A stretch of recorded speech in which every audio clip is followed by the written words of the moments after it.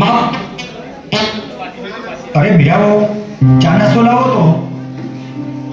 હા પપ્પા લાવે. હા બેટા બોલો, શું કરે છે આજે સવારમાં ફોન?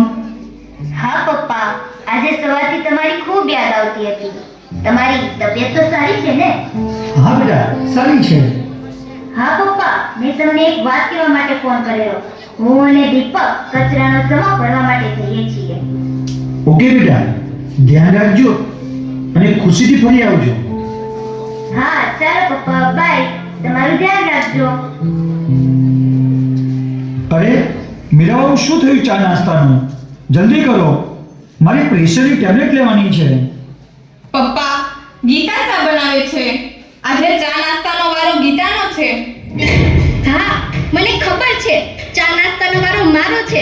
હું બનાવું છું. વારો? શાનો વારો? આ બધું શું છે? પપ્પા, તમે બધું વિજય અને ગીતાને પૂછો તો તમને બધી જ ખબર પડી જશે. ઓ વિવેક, તું શું કહેવા માંગે છે? તને બધી જ ખબર છે, ઓકે?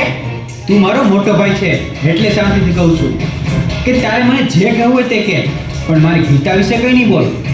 કેમ? ગીતા કોઈ મહારાણી છે કે તેને કંઈ નહીં કહેવાનું? આ ઘરમાં જે કાંઈ ઝઘડા થાય છે તેનો મૂળ ગીતા જ છે. કેમ? મેં શું ઝઘડા કર્યા? અને હા, હું મહારાણી હોય કે ના હોય, પણ હું મારા પપ્પાને ઘેર રાજકુમારીની જેમ જ રહી છું. અને તમને કોઈને પણ હક નથી કે તમે મને કંઈ પણ સંભળાવી શકો. હા, સાચું બોલી તું. બરાબર કહે છે. એ બાયલા, તું તો ચૂપ જ રહેજે, ઓકે? ને તમને કેમ કંઈ કહી ના શકું? તમે પૈસાવાળા હોય તે તમારા પપ્પાના ઘેર, અહીંયા નહીં. બસ હવે, બહુ થયું. આ રોજ રોજ નાની નાની વાત પર ઝઘડા કરો છો તો આ ઘરનું શું થશે? તેની કઈ ખબર છે? આ નાના દીકરા પર શું અસર થશે? તેનું કઈ ભાન છે? મારે નથી કરવો ચા નાસ્તો. આ શું થઈ રહ્યું છે? કઈ સમજણ નથી પડતી. આમ ભાઈ ભાઈ ઝઘડો કરતા રહેશે તો આ ઘરનું શું થશે? વિજય અને ગીતાના લગ્ન થયાનું હજુ એક જ વસ્તુ થયું છે. આ આજુબાજુવાળા કે આ સમાજના લોકો શું વિચારશે? સવિતા, તારા ગયા પછી હું આ ઘરને નથી સાચવી શક્યો. આપણા દીકરાઓને એક નથી કરી શક્યો. બસ હવે આ રોજના ઝઘડાથી હું કંટાળી ગયો છું. મારે કાયમ માટેનો કોઈ ઉપાય કરવો જ પડશે.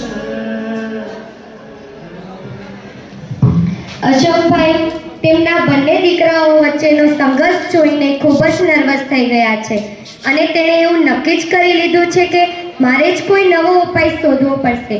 તો હવે અશોકભાઈ શું કરશે? ચાલો આપણે સાથે જોઈએ. ઓહ, આજે તો રસોઈમાં ગીતા બહુનો મારો લાગે છે. હા, આજે બપોરની રસોઈનો વારો ગીતાનો અને સાંજની રસોઈનો વારો મારો છે. ભાભી, પપ્પાએ તમને પૂછ્યું નહીં ને? તો પછી મને બોલવા દો ને. તમે શા માટે વચ્ચે બોલો છો? હા પપ્પા, બપોરની રસોઈ હું જ બનાવું છું. બેટા, તમે આમ તારો મારો વારો કરવામાં જુદા પડતા જાઓ છો. જો તમે બંને સાથે મળીને રસોઈ બનાવશો ને તો એની મીઠાશ કંઈ અલગ જ હશે.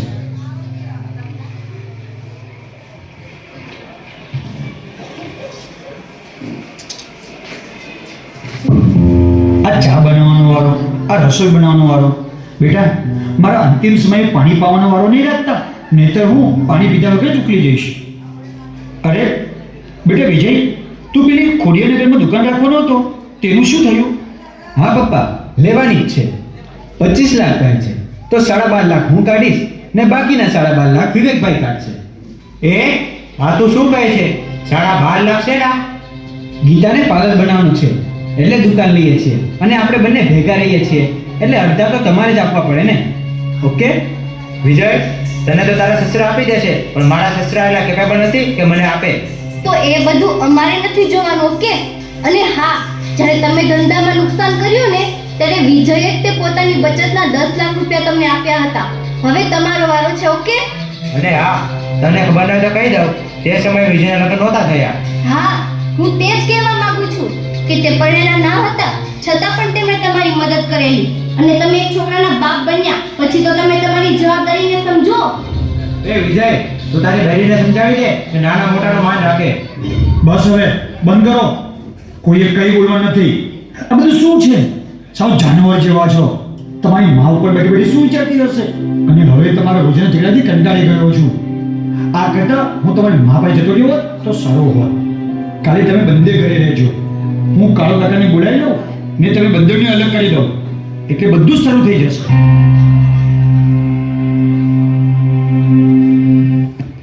અશોકભાઈ કંટાળીને નિર્ણય લઈ જ લીધો લાગે છે કે બંને ભાઈને અલગ મૂકવાનું નક્કી કરી લીધું છે અને ગામના વડીલ મિત્ર કાળુભાઈને પણ બોલાવી લીધા છે.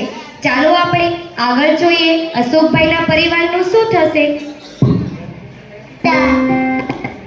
હા કુંજ બેટા, શું કહે છે બેટા તું? દાદા મને લેસન કરાવવાના. હા બેટા, લેસન કરી લઈએ. આજે કયા વિષય પર તને લેસન આપ્યું છે? આજ મને ગુજરાતી વિષયમાં લેસન આપ્યું છે. દાદા આ રસ્તા વચ્ચે શું? બેટા, કાલે આપણે ઘરનું ચિત્ર બનાવ્યું હતું ને તે કાગળ લઈ આવ. લો દાદા આપણા ઘરનું ચિત્ર. બેટા, એક ઘરના બે ટુકડા થવા એટલે અલગ થવું. આ ઘરમાં કાં તો તારા પપ્પા રહેશે કાં તો તારા કાકા.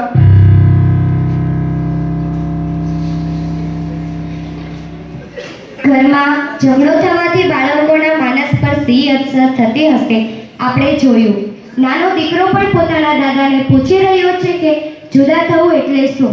અશોકભાઈએ દીકરાને તો સમજાવી લીધો પણ ઘરની પરિસ્થિતિ કેવી રીતે સંભાળશે ચાલો આપણે આગળ જોઈએ. કેમ છો અશોકભાઈ? કેમ છો કાળુ કાકા? કેમ છો કાળુ કાકા? અશોકભાઈ, કેમ તમે આવો નિર્ણય લીધો છે? હજુ વિજયના લગ્ન થયાને એક વર્ષ પણ નથી થયું. મારે જુદા નથી કરવા, આ બધે જુદા રહેવું છે. ઘરમાં કામની વહેંચણી થાય છે, પોતાની બચત પણ અલગ અલગ કરવા લાગ્યા છે. એટલે હું જ આ ઘરના ભાગ પાડવા માંગુ છું. જો આ ઝઘડો કરીને ભાગ પાડશે ને તો આ સમાજમાં બદનામી થશે તે અલગ. હા પપ્પા, આ વાત સાચી છે. હું જ કહેવાનો હતો પણ આ વાત તમે જ કહી દીધી. મને પણ ગીતાએ 6 મહિના પહેલા જ કીધેલું હતું પણ મેં એની વાતમાં ધ્યાન ન આપ્યું. પણ હવે મારાથી પણ નહીં રહેવાય.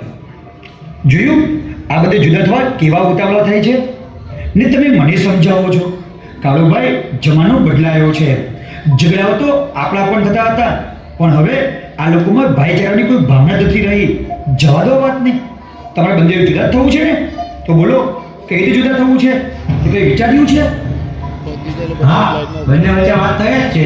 આ ઘરના 40 લાખ મૂક્યા છે.